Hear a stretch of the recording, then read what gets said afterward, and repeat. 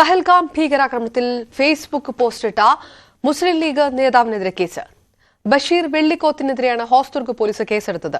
സമൂഹത്തിൽ കലാപം ഉണ്ടാക്കുന്ന തരത്തിൽ പോസ്റ്റ് ഇട്ടെന്ന VHP ജില്ലാ പ്രസിഡന്റ് SP ഷാജിയുടെ പരാതിയിലാണ് കേസ്. വിവരങ്ങളുമായി KV ബൈജു ചേരുന്നു. ബൈജു, ഏത് തരത്തിലുള്ള പരാമർശമാണ് ഉണ്ടായത്? പരാതി എത്ര ഗൗരവകരം? കേസിന്റെ വിശദാംശങ്ങൾ. അപർണ, BNS 192 വകുപ്പ് പ്രകാരമാണ് ഇപ്പോൾ ഈ മുസ്ലിം ലീഗ് നേതാവ് ബഷീർ വെള്ളിക്കോത്തിനെതിരെ കേസ് എടുത്തിരിക്കുന്നത്. ഇതിൽ VHP ജില്ലാ പ്രസിഡന്റ് SP ഷാജിയാണ് പരാതി നൽകിയത്. ഇത്തരത്തിൽ സമൂഹത്തിൽ കലാപം ഉണ്ടാക്കുന്ന തരത്തിൽ പോസ്റ്റ് ഇട്ടു എന്ന ഒരു ഇതാണ് FIR-ൽ രേഖപ്പെടുത്തിയിരിക്കുന്നത്. ഏതായാലും ഹോസ്ദുർഗ് പോലീസാണ് ഇന്ന് രാവിലെ ഇത് സംബന്ധിച്ച് കേസ് രജിസ്റ്റർ ചെയ്തത്. ഇന്നലെ ഈ പോസ്റ്റ് ഇട്ട ബഷീർ അത് ഡിലീറ്റ് ചെയ്യുന്ന ഒരു സാഹചര്യം കൂടി ഉണ്ടായിരുന്നു.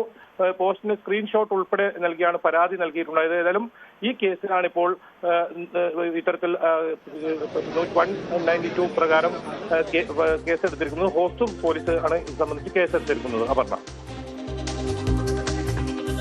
ഒരിക്കൽ കൂടി ബൈജു, ഏതെല്ലാം വകുപ്പുകളിൽ ആണ് കേസെടുത്തിരിക്കുന്നത്? ആ വകുപ്പ് എത്രത്തോളം ഗൗരവതരം കൂടിയാണ്?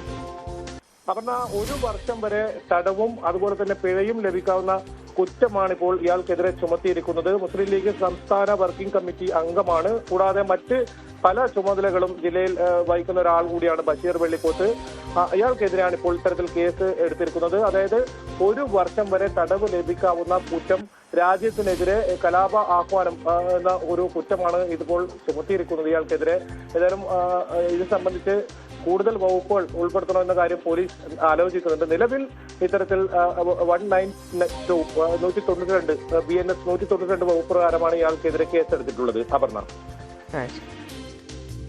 KV ബൈജു ആണ്. മുസ്ലിം ലീഗ് നേതാവിനെതിരെ ബഷീർ വെള്ളിക്കോത്തിനെതിരെയാണ് പഹൽഗാം ആക്രമണവുമായി ബന്ധപ്പെട്ട് കലാപം വളർത്തുന്ന തരത്തിലുള്ള പോസ്റ്റ് ഇട്ടിരിക്കുന്നു. VHP നേതാവിന്റെ പരാതിയിലാണ് പോലീസ് കേസെടുത്തിരിക്കുന്നത്.